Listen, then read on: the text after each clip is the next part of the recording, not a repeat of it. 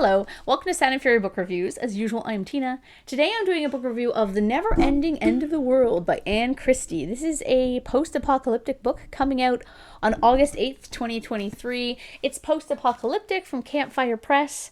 I received this book from the publisher in exchange for a fair review. They reached out to me and offered me a copy. I thought it sounded really cool, and so I agreed. They also sent me all this swag. I don't know where it went. It appears my children have stolen all of the keychains and things that they sent me. They're like crows or squirrels or something. They're always pilfering my shiny objects. But I managed to save my my bookmark here, which I think is so cute. I love it. And I also got this pretty little painting that is actually part of some sort of Instagram interactive element that I just remembered now that I was like, oh yeah, so I will do that. You can follow me on my Instagram if you want to see what that's about. It's called Tina's Always Reading because, as you know, I'm always reading.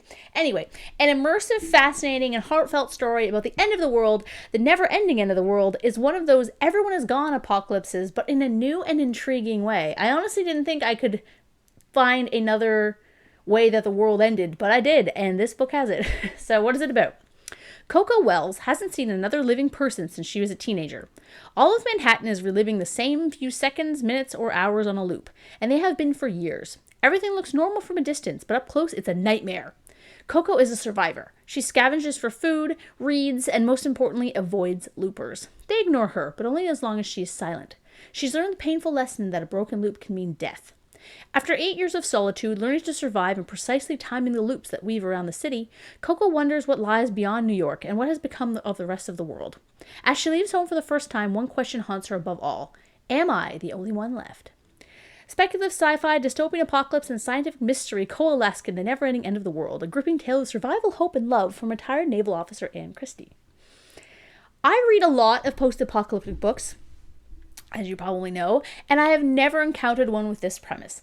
It's more on the sci-fi aspect of post-apocalyptic than speculative or action-based, and the idea is that most of the people in the world have been trapped in these loops. That is, they are reliving ad infinitum a loop of their lives. It was so incredibly interesting and different. The loop could be anything, from getting a bowl of cereal and starting to eat it, to having 20 seconds of phone conversation over and over again, to hours of working or even sleeping. The thing that causes an issue, though, is that if you disrupt said person from their loop, like being loud or trying to touch them, then they freak out and try and kill you, and then they disappear. It's absolutely wild. I loved it. The story starts out with us not knowing much about the world, but we quickly understand that Coco has been alone since it started and relies on charting the paths of loopers and eating unlooped food to survive.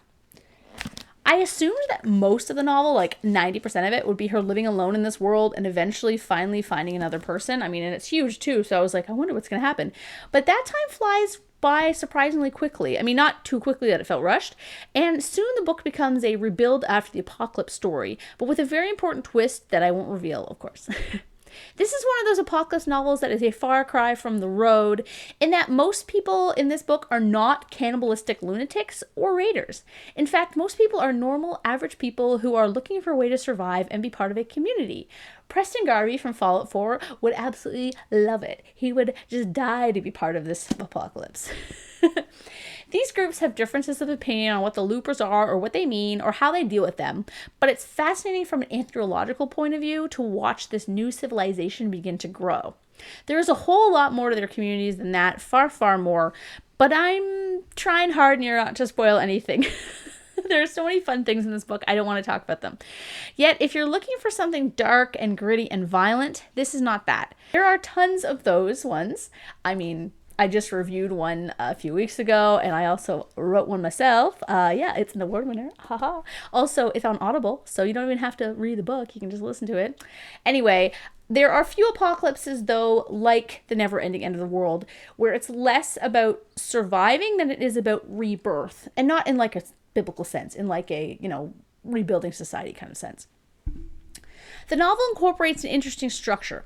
It's dual point of view, third person, but each section starts, and there's like 10 or 12 sections, with a first-person journal entry.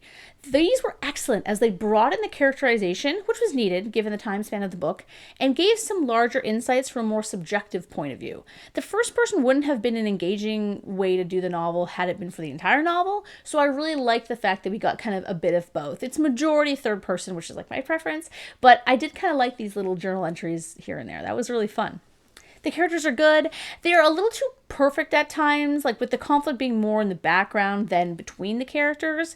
Yet I kind of liked that aspect. It was refreshing in a way to have an apocalypse novel about regular people who aren't psychopaths or heroes, just normal people who don't gravitate to conflict and are good to one another. The story is very firmly about family and love and caring for other people, and that was really nice, especially in today's climate where everyone seems to be at each other's throats.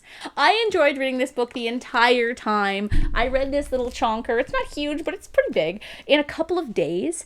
The middle of the novel does dip a bit in tension. It's not egregious, but there was a point when things felt a bit kind of easy, but that could have been intentional, kind of a calm before the storm, because it has a really, really exciting climax. Overall, if you want an end-of-the-world story that features a big mystery and a unique premise, is a tale that spans 40 years, has easy and engaging prose, includes realistic and normal people in an extraordinary situation, and might make you cry, especially if you're a parent, you should definitely check it out. It is a lot of fun. And even if you do prefer more kind of gritty, action-packed post-apocalyptic stuff, I still think you should give it a chance. It's not like it's like a lovey-dovey story. It's just, it's not full of like torture and assault and like violent, visceral death. Anyway, thank you again to the publishers for the copy. I love it. I'm going to be putting it on my shelf, and I'm going to use that bookmark forever. So thank you.